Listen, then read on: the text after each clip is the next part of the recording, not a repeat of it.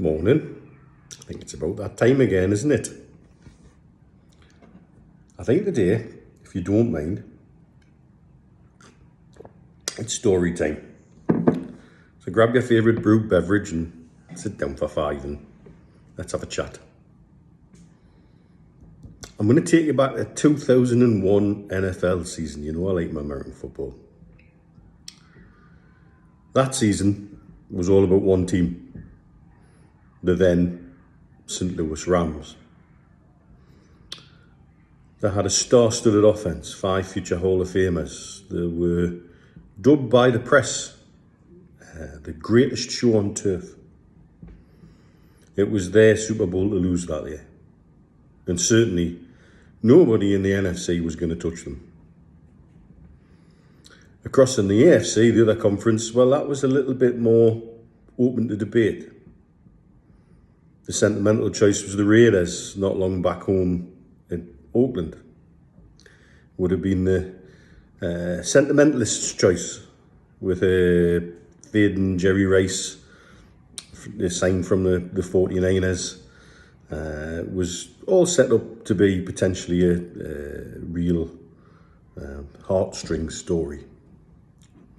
The favourites were the Pittsburgh Steelers, built on a legendary defence. That was going to win them trophies. They were never going to be beaten by a string of points or a star-studded offense because they played their defense so hard.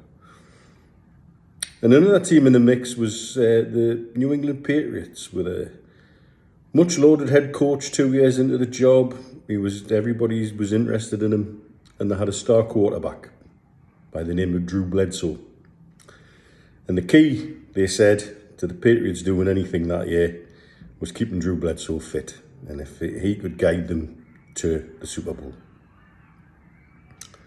5 games into the season, crossing the NFC, the St. Louis Rams are already breaking records for yardages and for touchdowns in so many games and points per game, and you name it, they were blasting everybody out of sight. The AFC was much more cagey. The Raiders were stuttering a little bit. Steelers had already made themselves look favourites.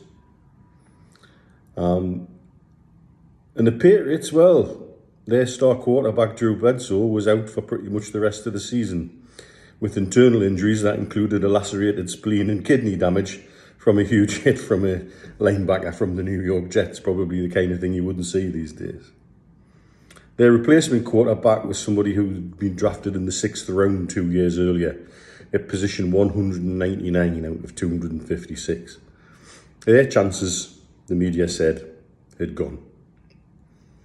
Fast forward to the end of the season. Well, Super Bowl time. The greatest show on turf are in town.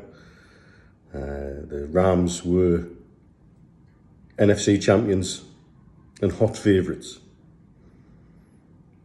Somehow, this talented coach of the Patriots and their 199th choice quarterback had managed to get the Patriots to the final, to the Super Bowl.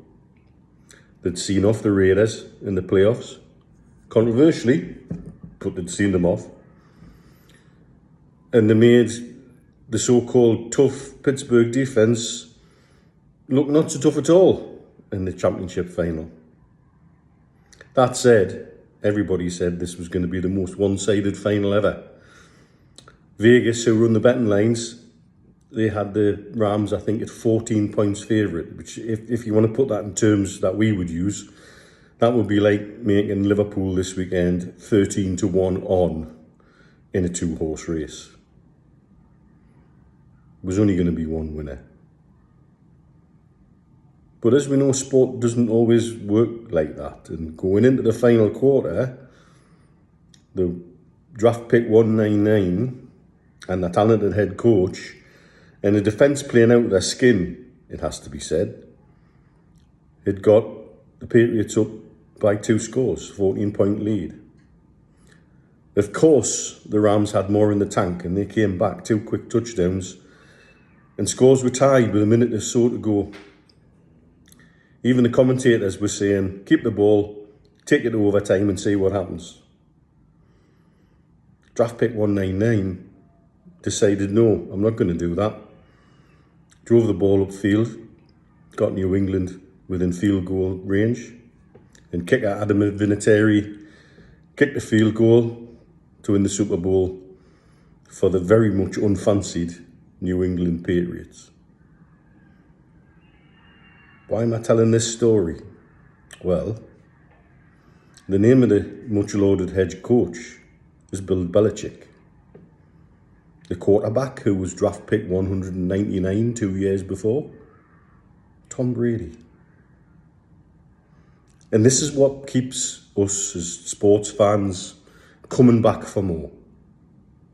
It's games like this where dynasties can start, where legends can be made, where heroes can be found.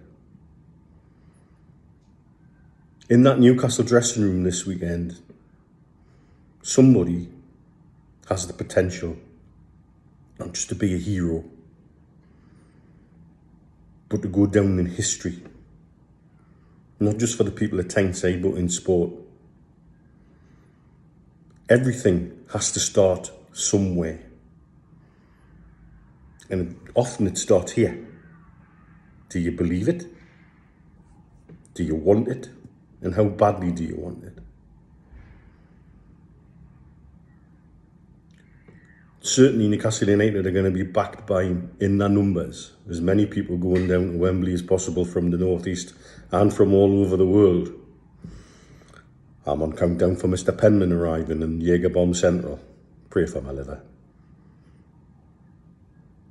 But certainly there'll not just be everybody in Wembley at the weekend, there's everybody back home. And supporters clubs around the world. I'll be leaving over 450 booked here in Dubai for the game. Massive numbers I'm hearing in Thailand and in Singapore. The lads and lasses getting up for breakfast to watch it in San Diego and New York and all around the world. That sleeping giant that they've been so scared of waking up could just show the world this weekend we're back. One moment of genius, one tremendous effort from that squad. A head coach who we know is super talented. Do you believe it? I certainly do. Here's to a cracking weekend.